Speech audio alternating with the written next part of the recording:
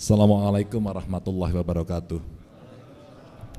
Yang saya hormati para alim ulama, romo kiai yang ini hadir, tentu jamaah salat isya dan salat tarawih yang saya hormati, yang dimuliakan Allah. Kalau Pak Yai tadi, Pak Yai Daroji sampaikan 2 tahun kita ngempet, tidak bisa seperti ini kecuali yang nekat. Alhamdulillah pada malam hari ini kita diberikan kesehatan, bisa menyelenggarakan sholat taraweh, sholat isya, dan sebentar lagi sudah mau selesai Ramadannya, dan sudah ramai bicara soal mudik. Maka tentu saja kami dari pemerintah, staf Forkompimda yang ini hadir, ada Pak Kajati, Pak Wakil Ketua Dewan, PRD ada dari Pengadilan Tinggi, dari TNI Polri, makasih. Pak Kanwil Kemenak, makasih ya, dan teman-teman Pemprov semuanya. Kita nanti akan mendengarkan banyak hal pesan dari Ustadz Dasat Latif. Saya koreksi Pak Daroji, beliau tidak diundang jauh dari Makassar Pak, lebih jauh lagi. Dari Arab Saudi dia baru pulang, belum sampai Makassar Bapak Ibu, Masya Allah, mudah-mudahan mabrur gitu ya. Assalamualaikum warahmatullahi wabarakatuh.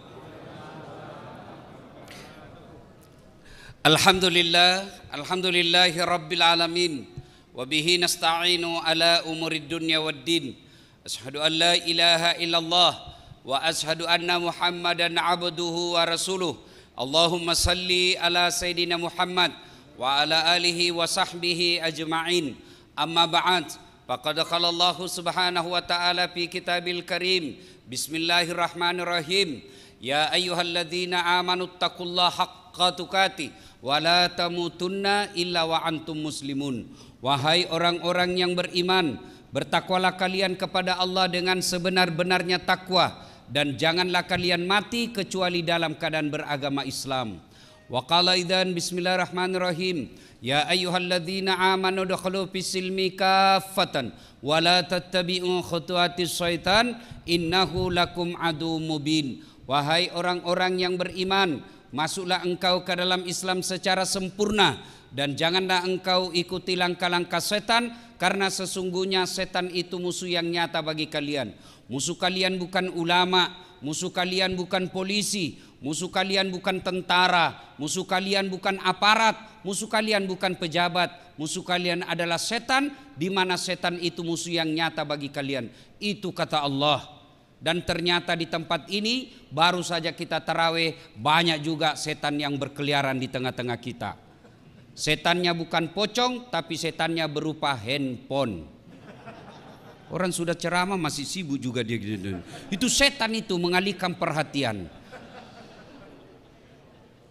Bapak Ibu tahu enggak, saya baru tadi malam mendarat dini hari dari umroh.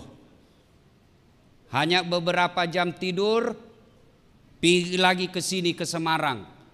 Belum beberapa sampai di hotel, belum sejam, lanjut lagi pergi ceramah. Untuk apa? Menghargai undangan Gubernur Jawa Tengah. Begitu sangat saya menghormati acara ini, saya bilang sama istri saya, kamu harus tahan dulu untuk dapat pelukan dari suamimu. Kenapa? Menghormati undangan. Jadi tolong juga kasihan, hormati dan hargai perasaanku. Simpanlah dulu itu handphone selama saya ceramah. Boleh Bu? Ibu-ibu yang pegang handphone selama saya ceramah, saya doakan suaminya kawin lagi. Nah, baru dia simpan HP-nya. Wa qala idzan bismillahirrahmanirrahim, innallaha wa malaikatahu yusalluna 'alan nabi. Ya ayyuhalladzina amanu sallu alaihi wa sallimu taslima. Sesungguhnya Allah dan para malaikatnya bersalawat kepada Rasulullah Muhammad sallallahu alaihi wasallam. Maka wahai orang-orang yang beriman, bersalawatlah kalian kepada Rasulullah dengan sebaik-baik salawat. Allah perintah kita puasa, Allah tidak menunaikan ibadah puasa. Allah perintah kita sholat, Allah tidak menunaikan ibadat sholat. Allah perintahkan kita haji, Allah pun tidak melakukan haji. Tapi ketika Allah perintah kita salawat, jelas dengarkan firman Allah, innallaha wa malaikatahu, Allah dan para malaikatnya bersalawat kepada Rasulullah Muhammad sallallahu alaihi wasallam. Begitu cintanya Allah dan malaikat kepada Rasulullah. Lalu kenapa kita umatnya tidak cinta kepada Nabi? Rasulullah ketika wafat datang ditawarkan oleh malaikat Jibril. Sebelumnya Allah sampaikan, malaikat, kau turun jemput kekasihku Muhammad, cabut nyawanya. Dengan catatan, tanya dulu. Kalau dia mau eksekusi, kalau tidak mau jangan lakukan. Tunggu sampai dia mau. Bayangkan Pak, satu-satunya manusia ditawari, Muhammad, saya diperintah Allah cabut nyawamu. Kalau kau mau, menurutmu bagaimana? Tapi Rasulullah apa kata beliau? Siap. Nabi dan Rasul sebelumku selesai melaksanakan tugas, mereka menghadap kepada Allah. Jibril, aku pun siap hari ini. Tapi tolong berikan saya berita gembira tentang umatku. Beliau tidak tanya, berikan saya berita gembira tentang anak cucuku, tentang keluargaku. Tidak. Beliau berkata, berikan saya berita gembira tentang umatku. Begitu cintanya Rasulullah kepada kita. Lalu kenapa kita bersalawat saja malas? Ayo bersalawat bareng-bareng. Saya mau ajak kita salawat. Bukti cinta kita kepada Rasulullah Muhammad sallallahu alaihi wasallam. Sallallahu ala Muhammad, sallallahu alaihi wasallam, sallallahu ala Muhammad, sallallahu alaihi wasallam. Ibu bapak saudara-saudara sekalian teristimewa yang kita hormati, Bapak Gubernur Jawa Tengah Bapak Haji Ganjar Pranowo SHMP beserta seluruh jajaran yang insya Allah dimuliakan dan dirahmati oleh Allah Subhanahu wa taala. Bapak Ibu Porkopindah Provinsi Jawa Tengah, Bapak Ketua Basnas Jawa Tengah yang terhormat Kiai Haji Ahmad Daroji yang insya Allah dimuliakan dan dirahmati oleh Allah Subhanahu wa taala. Saya pada kesempatan ini tidak secara detail bercerita tentang nuzulul Quran, karena itu Bapak selalu dengar dan bisa diupdate di YouTube kita masing-masing. Pertama yang ingin sampaikan, sebelum Al-Quran turun, kita tahu ada yang disebut masyarakat jahiliyah. Apakah masyarakat jahiliyah itu hanya hidup 1400 tahun yang lalu? Jawabannya tidak. Meskipun Bapak Ibu tidur sekarang, hidup sekarang, puasa sekarang, tapi punya karakter masyarakat jahiliyah, Bapak Ibu termasuk orang jahiliyah. Apa masyarakat jahiliyah? Satu, sombong, takabur, angkuh. Jadi kalau ada orang Islam mengaku dirinya Islam, mengaku diri umat Rasulullah, tapi dia sombong, takabur, pongah, itu masyarakat jahiliyah. Dan Pak Gubernur, dosa setan yang ditiriskan sampai setik ini selalu dia kembangkan dan selalu ditanamkan kepada kita, dosa sombong. Apa yang kita mau sombongkan? Satu, ilmu. Aduh, ilmu. Kalau Allah mau dicabut ilmu kita, pikun. Ada orang di kampus banyak sekali gelarnya, bertumpuk-tumpuk, profesor, doktor, tak. Begitu mau pensiun usia 70 tahun, mulai pikun-pikun Pak. Diprotes sama istrinya, Pak, biasanya kalau kau mau pergi mengajar kau cium-cium jidatku. Ini sudah hampir 1 minggu tidak pernah lagi kau cium saya. Kata suaminya dalam hati, astagfirullah, berarti siapa ku cium selama ini? Ternyata pembantunya dia cium Pak.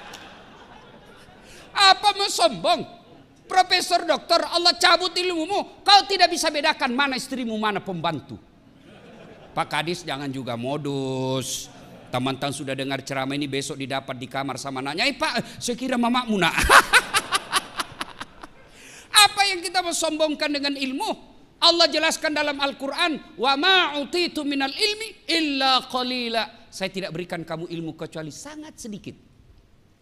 Itulah makna kenapa kita tidak mengetahui arti alif lam mim, Taha, Yasin. Apa tujuannya? Allah ingin tunjukkan, jangan kau sombong dengan ilmu. Alif lam mim kau tidak tahu. Adakah ustadz yang sombong karena ilmunya? Banyak. Mana ustadz yang sombong yang tidak mau menerima perbedaan pendapat, seolah-olah hanya dia penghuni surga.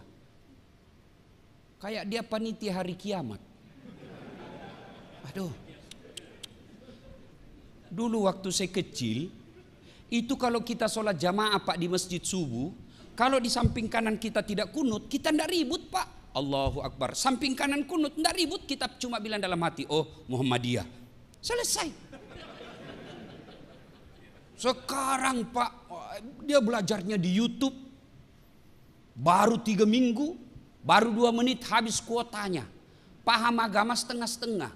Hanya dia tahu jingkrang. Hanya dia tahu pelihara jenggot. Hanya dia tahu bicara Arab setengah-setengah. Afwan, jazakallah ya ukhti. Kaifa haluk ya habibi. Kullu nafsin saikatil maut. Ya sudahlah. Jangan sombong karena ilmu. 2. Apa yang mau sombong? Jawatan. Gubernur mau sombong. Aduh. 10 tahun men. Selesai. Wabillahi taufiq wal hidayah. Gambang Garuda Pak Pranowo, Pak Ganjar, 10 tahun aja dipakai Pak. Begitu habis masa jabatan, Bapak masih mau pakai keliling Jawa Tengah, dibilangi gila Pak. Ayo, apa yang kita mau sombongkan? Kepala dinas kau mau sombong, pret. Kamu bisa jadi kepala dinas ke gubernur senang. Biar gubernur senang, kalau istri beliau tidak senang, tidak jalan kamu. Apa yang mau kita sombongkan? Jabatan, jangan sombong. Pak Kajati mau sombong, aduh men, pensiun. Ketua DPR, ya kalau terpilih lagi Pak. Kalau tidak, wabillahi taufiq wal hidayah. Apa yang kita mau sombongkan? Ada yang merasa sombong karena hebat, banyak followernya, Dasat Latif. Jangan kau sombong Dasat. Kau bisa begitu karena ada yang nonton kamu. Kalau tidak ada follower saya, mana hebatnya? Saya ceramah di sini berdebu, bergema, berapi-api, hebat. 1 jam membara ceramah saya, tidak ada yang nonton. Lewat orang, sudah lama itu Ustadz gila di dalam. Maka jangan sombong. Jabatan kita miliki sekejap saja. Ilmu yang kita miliki jangan sombong. Yang ketiga yang menyebabkan sombong, kaya. Apa yang kamu sombongkan dengan kekayaanmu? Di atas langit ada langit. Allah marah dengan kekayaanmu. Oke lah, masih banyak harta, masih bagus mobil, masih banyak tabungan. Allah titip satu penyakit dalam dirimu, tidak ada bisa kau makan. Banyak kan Bapak tahu? Banyak duitnya miliaran, tabungannya miliaran, tapi apa? Dilarang makan nasi, dilarang makan garam, dilarang makan gula, dilarang makan daging, dilarang makan lemak. Apa saja bisa dia makan? Ubi rebus. Duit 10 miliar, ubi rebus saja bisa dia makan Pak. Begitu dia ke dokter, apa kata dokter? Mohon maaf Pak Kadis, selama Bapak aktif sebagai PNS, Bapak tidak pernah kena sinar matahari. Mulai besok jam 8 Bapak keliling di komplek, kasih sinar matahari. Jangan pakai baju Pak ya, jangan pakai peci, pakai celana pendek aja Pak, supaya kena semua matahari. Jangan pakai sendal. Kelilinglah dia di komplek dari jam 8 sampai setengah 10, tidak pakai baju, pakai celana pendek, tidak pakai sendal. Apa bedanya sama gembel?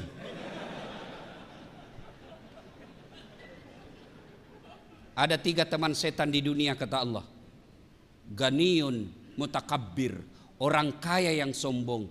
Kaya pangkat Pak Gubernur sombong, temannya setan. Kaya ilmu Ketua Basnas sombong, temannya setan. Kaya harta, hartawan sombong, temannya setan. Tapi kalau mereka golongan ini sombong, orang masih tolerir dan maklumi. Kenapa? Ada hal yang dia bisa sombongkan. Wajarlah dia sombong, dia gubernur Jawa Tengah, paling banyak penduduknya bos. Oh kaya, wajar dia sombong, apa aja dia punya. Wajar dia kaya, profesor, doktor, tinggi ilmunya. Tapi temannya setan, meskipun itu dia masih dimaklumi. Kenapa? Segala dia punya. Tapi kalau itu sudah temannya setan. Tapi kalau sudah tidak terkenal, miskin, pengangguran, mengharap-harap THR, jelek mukanya, bau mulutnya, sombong lagi. Kau bukan temannya setan, kau sudah jadi setan cilaka. Ayo, kalau ada di antara kita masih punya rasa sombong, Allahu Akbar, kalian gagal dalam berpuasa. Tujuan orang puasa, Bapak semua sudah hafal. Endingnya puasa, akhirnya puasa, la'allakum tattaqun. Mendekatkan orang-orang yang bertakwa. Dan salah satu sifat orang bertakwa kata Imam Buzairi, tawadu. Apa itu tawadu? Rendah hati, bukan rendah diri. Saya ketawa dalam hati kalau ada lihat pejabat, anggota DPR, kepala dinas, kepala seksi mau sombong. Aduh kasihan, berapa lama kau punya jabatan? Maka semakin tinggi jabatan, semakin cakep, semakin cerdas, semakin kaya, tapi dia rendah hati. Itulah yang Allah cintai dunia sampai akhirat. 2. Karakter orang jahiliyah. Apa itu? Nganggap remeh orang lain. Selama Bapak suka nganggap remeh orang lain, itu karakter jahiliyah. Allah larang Bapak pakai mobil mewah, silahkan, itu rezekimu. Allah larang pakai emas berlian, silahkan, itu rezeki, tidak dilarang Allah pakai. Kalau perlu pakai berlian itu gigi. Kan ibu-ibu sekarang itu begitu kayanya, giginya aja dia kawat Pak. Dulu waktu kita kecil pagar yang dikawat Pak, sekarang gigi dia kawat-kawatnya Pak. Kalau masih mahasiswa saya masih senang lihat Pak, tapi kalau sudah istri kepala dinas sudah mau 50 tahun pakai kawat juga terlambat. Ini namanya STNK, sudah tua nakal kembali.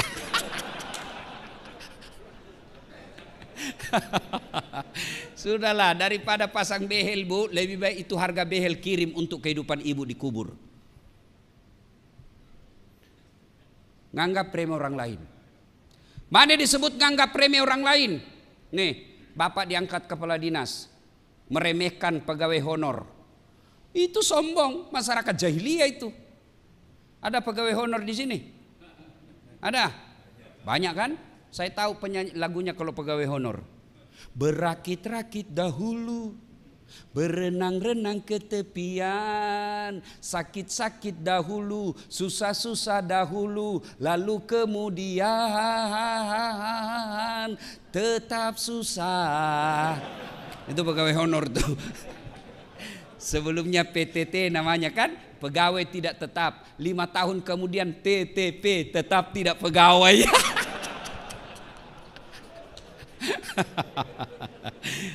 Ya. Nah, ketika masyarakat waktu itu di Mekah, jahiliyah namanya, sombong, nganggap remeh orang lain, takabur, congkak, itu kan Abu Jahal. Abu Lahab, Abu Jahal itu Pak, beliau itu cinta sama Nabi. Dari Rasulullah lahir sampai usia 40 tahun, masyarakat Mekah senang sama Rasul. Bahkan masyarakat Mekah memberi gelar Muhammad Al-Amin, yang terpercaya. Kenapa? Mereka begitu cinta kepada Rasulullah. Bahkan Rasulullah ketika usia 36 tahun pernah menjadi tokoh pemersatu orang Mekah pada waktu itu. Ketika apa? Ketika Hajar Aswad, Makkah, Ka'bah dipugar, Hajar Aswad dibuka, kemudian mau ditempel kembali ke tempat semula. Bani-bani, suku-suku yang ada di Mekah bertengkar. Berhari-hari tidak ada penyelesaian. Akhirnya mereka percayakan kepada Muhammad untuk menunjuk. Ya Muhammad, siapa di antara kami yang kau tunjuk? Nabi buka serbannya. Beliau ambil serbannya. Serban 4 suku, 4 sudut. Yang bertengkar 4 suku. Maka Nabi berkata, pegang suku sujudnya masing-masing serbanku. Lalu angkat ini, kita angkat bareng-bareng. Selesai masalah, menyelesaikan masalah tanpa masalah. Ibu tahu betul Pegadaian. Ini kalau mau ibu-ibu kalau dekat lebaran itu sepupu dengan Pegadaian. Sampai-sampai ibu-ibu bilang, Pak sudah mau lebaran ini ganti gorden. Oke sayang, gampang. Ganti spray gampang. Ganti kursi gampang. Ganti tempat tidur gampang. Sekalian saya ganti kau. Salatullah, salamullah ala toha rasulillah.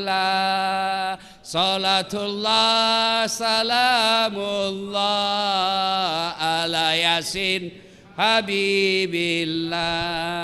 Jadi di Mekah waktu itu Pak, perempuan tidak ada nilainya. Apakah sekarang banyak begitu? Banyak sekarang. Kalau dulu zaman jahiliyah, lahir perempuan dikubur hidup-hidup. Itu zaman jahiliyah. Sekarang belum lahir dia kubur anaknya. Aborsi. Akibat perselingkuhan. Jahiliyah. Wanita tidak ada nilainya sama sekali. Dilahirkan hanya untuk melahirkan. Kerjaannya perempuan waktu itu dapur kasur sumur, sumur dapur kasur, kasur sumur dapur. Itu aja mutar-mutar. Bahkan perempuan pada saat itu boleh diperdagangkan dan boleh dijadikan taruhan judi. Berturi kita berjudi, kalah kau suka istriku, pakai 2 hari. Nasibnya perempuan zaman itu. Tidak ada nilainya sama sekali. Siapa orang terhormat zaman jahiliyah? Mereka sastrawan yang pandai membuat sastra, hebat membuat sastra. Kalau diakui pada saat itu di Mekah, ditempel hasil kerjanya di Ka'bah, menjadi tokoh. Siapa yang hebat lagi waktu itu? Yang jago berkelahi. Siapa yang tidak ada kalahkan? Mereka menjadi tokoh, termasuk Umar bin Khattab disegani karena tidak pernah terkalahkan dalam duel. Masyarakat jahiliyah. Nah, Nabi gelisah. Muhammad usia 40 tahun. Kenapa kasihan ini orang Mekah begini? Kenapa dia sembah batu? Kenapa tidak saling menghormati? Kenapa ada budak? Nabi gelisah. Inilah yang disebut kepekaan sosial. Nah, mudah-mudahan Pak Ganjar itu menunjukkan kepekaan sosial. Kenapa masyarakat Jawa Tengah begini? Kenapa begini? Kenapa begini? Ini namanya kegelisahan, kepedulian sosial. Kalau ada pemimpin tidak punya kepedulian, maka akan terjadi bencana yang disebut neraka dunia. Punya kepekaan sosial. Akhirnya Nabi apa? Melakukan perenungan. Perenungannya di mana? Bukan di Facebook.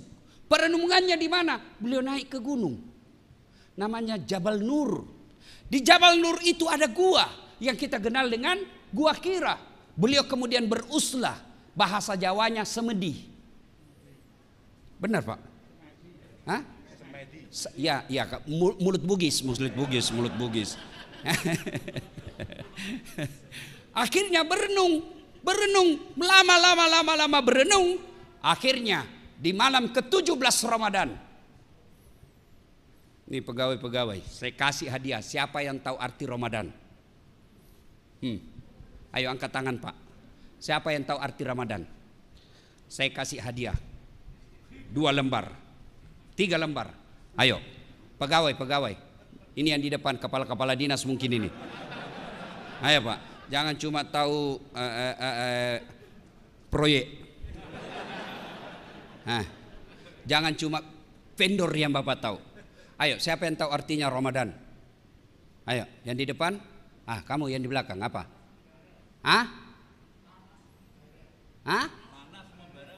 Sini. Di sini jawabnya. Ayo cepat sini. Ini pegawai negeri? Kepala dinas? Oke lah, mudah-mudahan jadi kepala dinas nanti. Oke, sini. Cepat sedikit. Monggo, permisi Pak Gubernur. Sebelum jawab ada passwordnya. Passwordnya siapa namanya bapaknya gubernur? Tidak ngerti Pak. Tidak tahu. Lain kali langsung jawab karena belum tentu juga di sini tahu. Itu namanya pemuda tidak pernah menyerah. Sekarang apa arti Ramadan? Panas membara. Bulan keberapa dalam kalender Hijriah? Ya wes iki. Nggih. Ya. Ramadan artinya terik yang mendidih. Panas membara. Bulan keberapa dalam kalender Hijriah? Bulan ke-9. Itu Bapak harus tahu deh.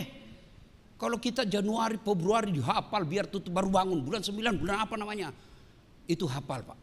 Sebagai kecintaan kita kepada dakwah Islam. Nah sudah. 17 Ramadan, Jibril datang dalam bentuk pemuda. Dan peluk Nabi. Ya Muhammad, ikra, baca. Kata Nabi, saya tidak tahu membaca bro. Ikra, baca. Saya tidak tahu membaca. Dipeluk lagi sampai sesak napas. Ikra, baca. Lalu Nabi mengikuti. Ikra, bismi rabbikal ladzi khalaq. Sampai ayat ke Poin yang ketiga, nuzulul Quran kita kali ini. Ayat pertama Allah turunkan tentang perintah membaca. Artinya apa? Di kantor gubernur ini kalau mau maju SDM-nya baca. Belajar, jangan cari muka. Jangan jadi tim sukses penjilat. Sekarang banyak orang kalau mau jadi kepala dinas jadi penjilat. Ngi pak, ngi, ndak laku itu bos. Tahu ketika Nabi Isra Mi'raj ada orang tangannya tangan manusia, kakinya kaki manusia, badannya badan manusia, mulutnya ular, kepalanya ular. Nabi bertanya, ya Jibril siapa itu? Itu umatmu yang suka menjilat-jilat cari muka. Di kantor ini banyak.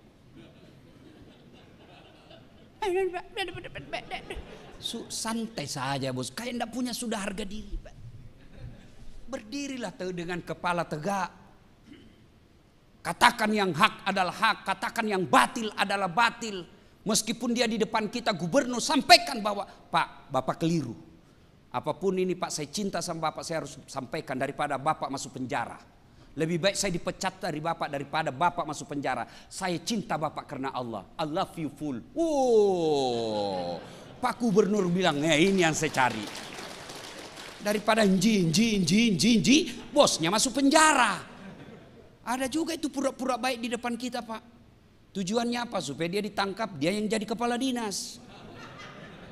Ini jeleknya ini dalam dunia birokrasi. Ketua DPR dibawanya berdoa mudah-mudahan ganti, mudah-mudahan supaya dia diganti Pak. Pergantian antar waktu. Nah, Bapak Ibu saudara-saudara sekalian, belajar. Bapak mau diangkat derajatnya, pegang ini. Allah janjikan dalam Al-Quran, yarfa'illahu alladhina amanu minkum walladhina utul ilma darajat. Allah angkat derajatnya. Orang yang beriman, berilmu pengetahuan. Maka selesai besok ini, Bapak Gubernur di sisa jabatan beliau panggil kepala dinas. Pak Kadis ini, kamu keliling seluruh Jawa Tengah ini, cari anak-anak kita yang cerdas. Tidak peduli apa agamanya, tidak peduli apa sukunya. Cari mereka, sekolahkan mereka sampai sepuas-puasnya dia mau sekolah, dibiayai oleh pemerintah. Itu yang disebut Iqra. Sekolah, bapak-bapak kepala dinas, sekolah, belajar. Sekarang enak orang belajar online ada. Apa, mentang-mentang dekat sama Pak Gubernur. Baru 5 tahun jadi pegawai sudah dipromosi. Saya ini sudah 9 tahun tidak pernah promosi. Ya betul Bapak 9 tahun, dia 4 tahun cepat dipromosi. Kenapa? Otaknya Pentium 4 Pak. Cepat loading. Gambarnya jelas, pulsanya kuat. Bapak 9 tahun prosesor Pentium 1. Gambar kabur, lambat loading. Disuruh bikin surat, sudah Pak, sudah Pak, mana tinggal di print Pak, belum sudah namanya itu. Bapak ketawa karena banyak di antara kita begitu kan.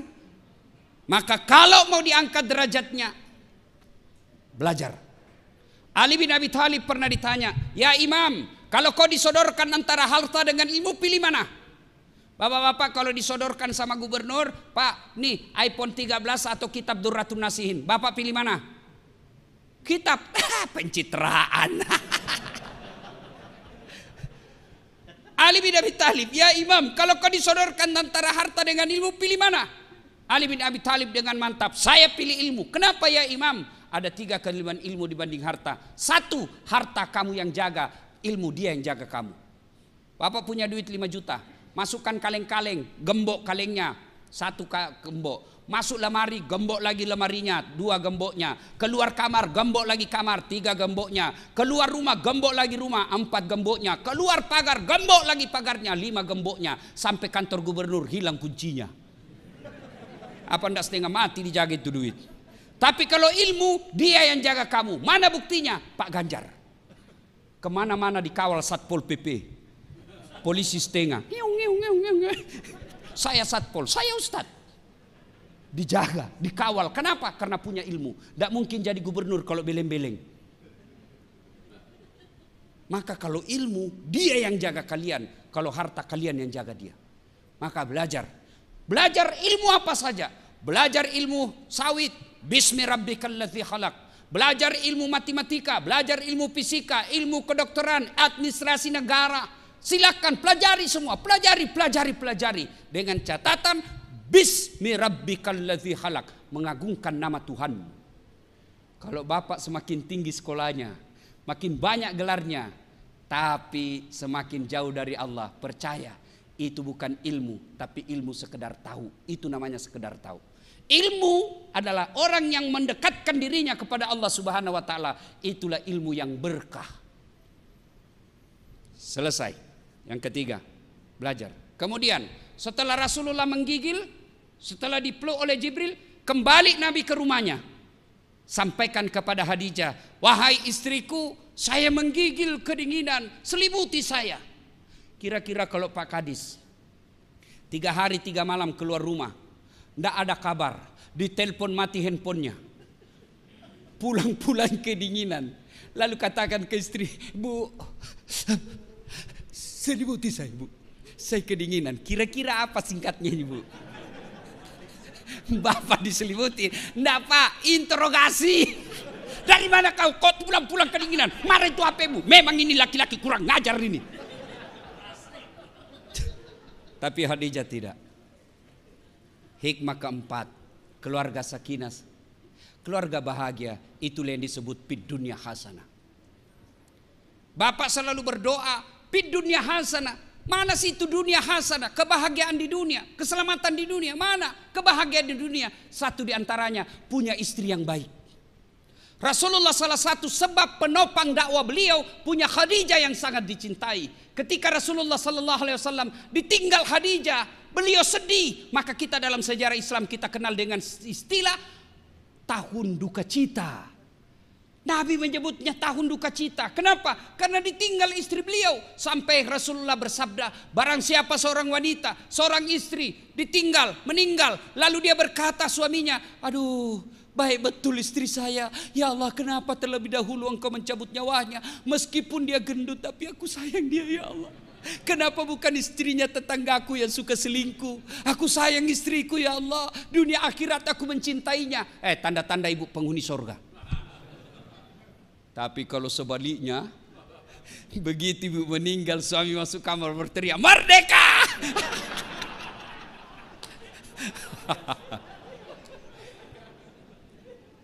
Bu, ibu,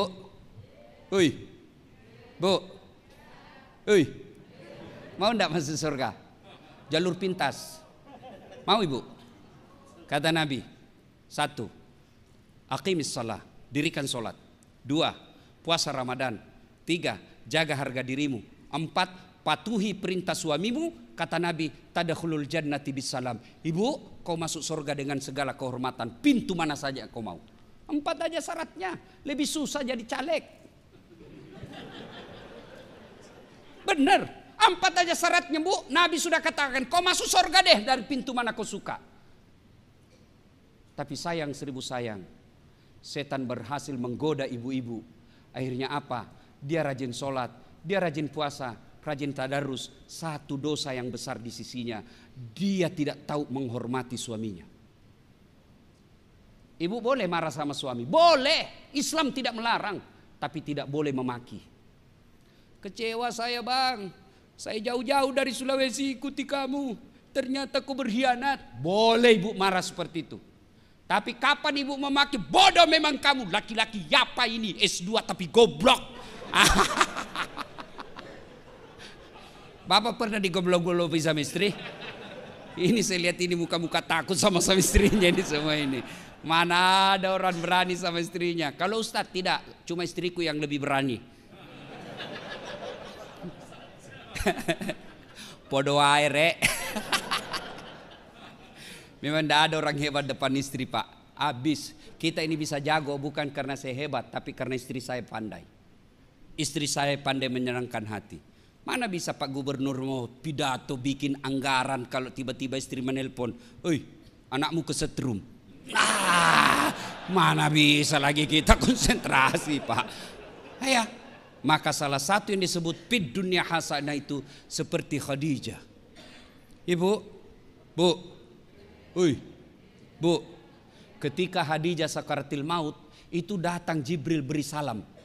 Ya Muhammad, sampaikan kepada Khadijah ada salam dari Allah. Allahu Akbar. Allah titip salam.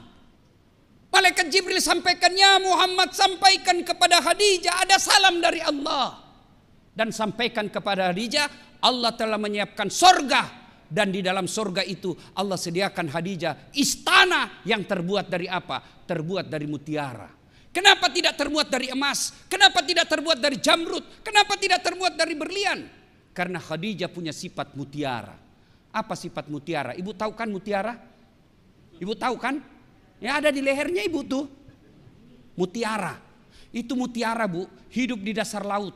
Perutnya lembut, dagingnya lembut, bayangkan keran. Dan dia buka cangkangnya, masuk di dalamnya tanah, masuk di dalamnya pasir. Dia tutup, bayangkan perut yang halus itu bersentuhan dengan tanah, pasir, kerikil. Dia tutup cangkangnya, pasir itu pasti menyakitinya. Tapi begitu dia keluar, buka cangkangnya, apa yang keluar? Mutiara. Artinya apa? Khadijah persoalan dalam hidupnya dia peluk, dia tutup rapat-rapat, tidak pernah dipublikasi, tapi dia berdoa kepada Allah. Akhirnya penderitaan, waman yusri yusra. Apa istri kita sekarang? Bertengkar sedikit sama suaminya, hancur suaminya, dipublikasi di medsos. Tak kusangka kau begitu. Andai kau tahu aku begini, aku tidak mau menerima lamaranmu. Apalagi tidak mau, kau sudah punya anak 2. Maka Bapak Ibu Kepala Dinas, Pak Gubernur, kita semua, kesuksesan kita, kebahagiaan kita, salah satu diantaranya punya istri seperti Khadijah. Kalau ada istri Bapak seperti yang membelah dadanya Rasul, yang membelah dadanya paman Rasul, Hamzah, ngomel-ngomel, bagaimana cara menghadapi? Ada 2. 1, putuskan jaringan supaya tidak didengar ngomelannya. Pak, matikan, off kan langsung, mati sudah itu. Yang kedua, tambah kuota. Jelas ya? Sudah paham kan maksud saya? Paham ya? Paham kan? Kalau berani. Kalau tidak berani ya sudah, lebih baik Bapak makan obat tidur saja, Pak. Selanjutnya turun Rasulullah menyampaikan kepada Khadijah, dan orang pertama beriman kepada Rasul Khadijah. Lalu Khadijah sampaikan kepada pamannya, seorang pendeta namanya Waraqah bin Naufal. Sampaikan kepada ini, lalu pendeta ini berkata, ya Muhammad, itu yang mendatangimu sama yang mendatangi Ibrahim, sama yang mendatangi Musa, sama yang mendatangi Isa. Engkau dilantik menjadi nabi dan rasul. Pendeta pertama yang memberitahu kepada Rasulullah Muhammad SAW. Hatam kisah karena waktu terbatas. Sekarang Al-Quran sudah ada di tengah-tengah kita. Maka bagaimana sikap kita? Paling real selain membacanya adalah mengamalkannya. Kalau Pak Gubernur diberikan wasiat, diberikan amanah oleh Allah dan rakyat Indonesia menjadi pemimpin, besok-besok Bapak mau memilih menjadi orang-orang yang berada di sekeliling Bapak. Kalau dia muslim, mutlak sebagai amanah, Bapak tes dulu deh dia ngaji. Kau ngaji dulu deh. Bagaimana kau mau mengimani? Bagaimana kau mau mengajarkan Al-Quran kalau kau tidak tahu ngaji? Kau ngaji dulu deh. Meskipun kau cerdas tapi tidak tahu ngaji, saya khawatir engkau tidak bisa mengamalkan nilai-nilai Al-Quran. Lebih banyak, masih banyak orang Islam yang bisa mengamalkan dan cerdas seperti kamu, tapi dia bisa baca Quran. Mulai mendidik otaknya kepala dinas. Kalau Pak Gubernur mau mengangkat kepala dinas, syaratnya harus lancar ngaji. Saya kira pendaftar mulai mundur, Pak. Mulai berkurang pendaftar. Bagaimana masalah buat kita orang Islam? Bagaimana kita mau menjadi pemimpin yang mengamalkan Quran kalau kita sendiri tidak tahu ngaji Quran? Langkah berikutnya setelah membaca qiraatil Quran, membaca Al-Quran, amalkan Al-Quran. Tidak usah muluk-muluk dulu deh. Kita saut, Dari kecil kita tahu ayat ini, inna salata tanha anil fahsai wal munkar. Sesungguhnya salat itu mencegah kalian dari perbuatan keji dan munkar. Loh, kenapa ini kata Pak Gubernur, rajin dia salat tapi pembohong, rajin dia salat tapi tukang nipu, dia rajin salat tapi tidak amanah, rajin salat tapi ngambil uang-uang negara. Katanya salat mencegah perbuatan keji dan munkar. Yang salah adalah periksa tata cara pelaksanaan salatnya. Barangkali Bapak sholat tapi masuk dalam kategori fawailul lil musallin, celaka orang-orang yang sholat. Kenapa celaka Ustadz? Karena dia sholat semau-maunya. Sholat aja Pak, mulai takbir aja semau-maunya.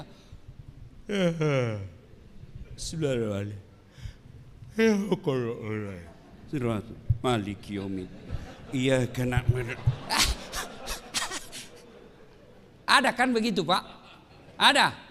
Ya kita masing-masing lah itu. Allahu Akbar, tiba-tiba bunyi handphone. Aduh, ada di meja handphone bunyi. Pas ada pula istri. Aduh, mati sudah didapat sudah. Kira-kira Bapak bisa khusyuk? Ada kawan saya dia bilang sama saya, Ustadz begitu saya baru rakaat pertama tiba-tiba handphone bunyi, gelisah. Padahal sebelum saya sholat yang saya menelpon itu pakai inisial namanya Ustadz. Menelpon lagi dia Ustadz. Tidak bisa saya tenang dalam sholat. Tiba-tiba istri saya lewat. Dia bilang, sudahlah saya tidak angkat handphonemu. Kau serius saja sholat. Baru dia tenang sholat.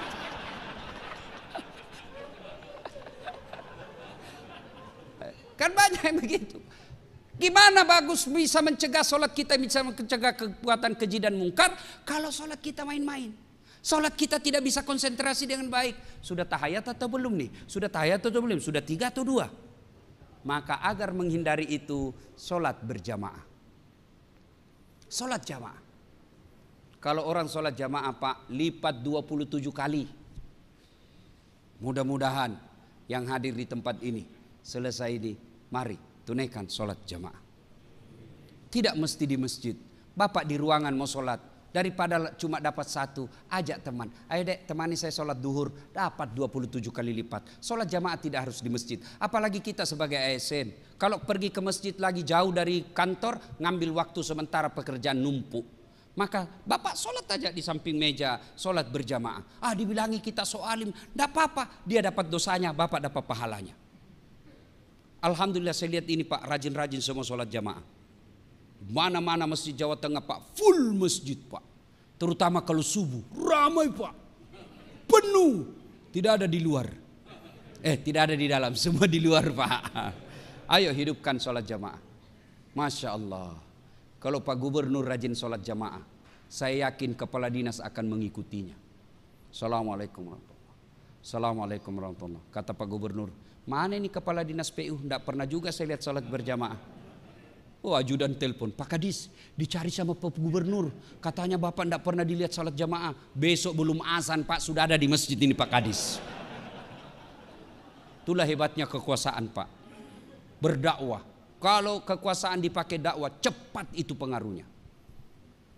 Mari sempurnakan sholat. Sholat jamaah. Yang kedua, kita selalu yakin Islam sebagai rahmatan lil alamin. Jadilah Islam yang rahmatan lil alamin Pak. Jadilah wakil Islam yang rahmatan lil alamin. Kita tentu sedih, capek kita Pak. Kita di Indonesia mayoritas muslim, 88% kita Islam. Tapi kenapa kita selalu dituduh teroris? Kita dituduh anti NKRI. Kita selalu dicap kita tidak cinta kepada Pancasila. Padahal negara Republik Indonesia ini tidak berdiri tanpa kecintaan orang Islam kepada Republik Indonesia. Kenapa? Karena kita gagal menunjukkan bahwa ini loh Islam. Begini loh Islam kalau jadi gubernur. Begini loh kepala dinas kalau jadi. Begini loh Islam kalau jadi kepala dinas. Begini Islam kalau ketua DPR menjadi rahmatan lil alamin. Tunjukkan bahwa begini. Kalian tidak usah takut kalau kami memimpin. Kalian tidak usah cemas kalau kami memimpin. Kami akan menjadi rahmat bagi seluruh alam. Coba Rasulullah datang itu malaikat Jibril menawarkan bantuan, saya hancurkan ini umat manusia di Taif. Lalu kata Nabi, ya Jibril, jangan. Kalau bukan mereka beriman kepadaku, anak cucunya nanti yang beriman kepadaku. Dan terbukti Taif sekarang 100% muslim dan akhlaknya sangat santun. Kenapa? Karena doa dari Rasulullah Muhammad sallallahu alaihi wasallam. Ibu bapak saudara-saudara sekalian, pada akhirnya tanamkan keyakinan dalam hati. Siapa yang memegang dan berinteraksi dalam Quran, pasti Allah muliakan hidupnya. Semua yang berkaitan dengan Quran pasti dimuliakan. Turun Quran, siapa yang bawa? Malaikat Jibril. Dari semua malaikat yang Allah ciptakan, Jibril adalah malaikat yang paling mulia. Turun kepada manusia. Kepada siapa diberikan? Kepada Muhammad sallallahu alaihi wasallam. Dari semua nabi dan rasul, Muhammad adalah nabi yang paling mulia. Diberikan kepada umat Islam. Siapa umat Islam? Dari umat semua yang Allah ciptakan, Islam adalah umat yang terbaik dan termulia. Dan diturunkan di bulan berapa? Bulan Ramadan. 12 bulan, 1 bulan Ramadan, bulan yang paling mulia. Dan diturunkan disebut malam nuzulul Quran, malam yang penuh kemuliaan. Maka Bapak Ibu, Allah tidak melarang kita menjadi pejabat. Allah tidak melarang kita jadi pengusaha. Allah tidak melarang kita menjadi intelektual. Tapi tolong jadikan Al-Quran sebagai hudan, petunjuk yang bisa membedakan kita mana yang hak dan mana yang batil. Inilah tujuan daripada nuzulul Quran yang Pak Gubernur Ganjar Pranowo mengundang kita, bukan sekedar menghabiskan anggaran dan seremonial belaka. Tapi lebih penting dari itu, mari menjadi ASN yang menjadikan Al-Quran sebagai pedoman dan petunjuk dalam hidup kita. Insya Allah Bapak jadikan Quran sebagai pedoman dan petunjuk, aman, selamat di dunia, insya Allah selamat di akhirat kelak. Demikian, mudah-mudahan ada manfaat. Terima kasih atas segala undangannya ke tempat ini. Mudah-mudahan kehadiran saya menjadi manfaat buat saya dan kita semua. Sebelum kita akhiri, mari kita kirimkan suratul Fatihah kepada Rasulullah Muhammad SAW. Kita ikhlaskan khasiat dan keutamannya kepada teman-teman kita ASN yang terlebih dahulu menghadap kepada Allah Subhanahu wa taala. Ila hadratin Nabi Mustafa Muhammad SAW, summa hususil ruhil. Silahkan bayangkan nama yang Bapak Saudara kenal, ASN yang telah wafat mendahului kita. Sebutkan namanya. Al-Fatihah.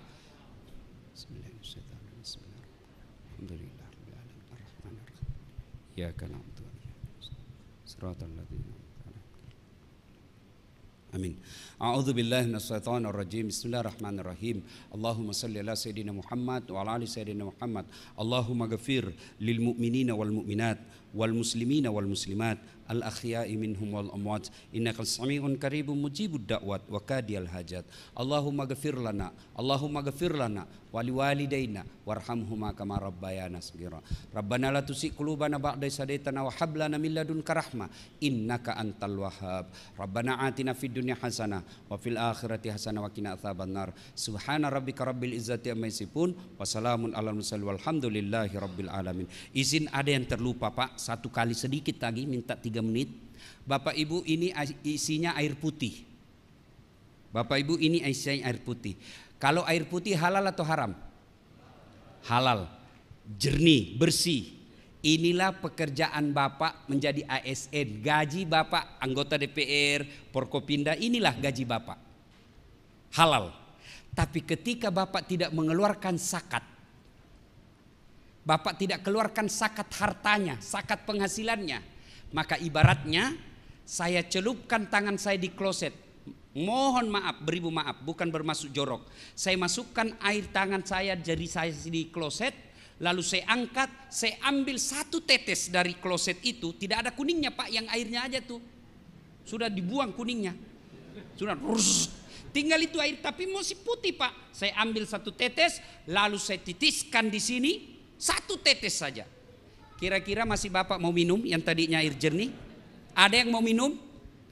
Itulah harta Bapak yang Bapak cari secara halal, tapi karena tidak dikeluarkan zakatnya setiap tahun, maka Bapak minum air comberan. Itu harta yang tidak dikeluarkan zakatnya. Dan demi Allah, tanya Pak Kiai, adakah orang yang bangkrut gara-gara rutin membayar zakat? Pak, kalau Bapak tidak mengeluarkan zakat, pada zaman Nabi itu diperintahkan. Apalagi zamannya Abu Bakar Siddiq, dibentuk Densus namanya kalau sekarang, penagih zakat.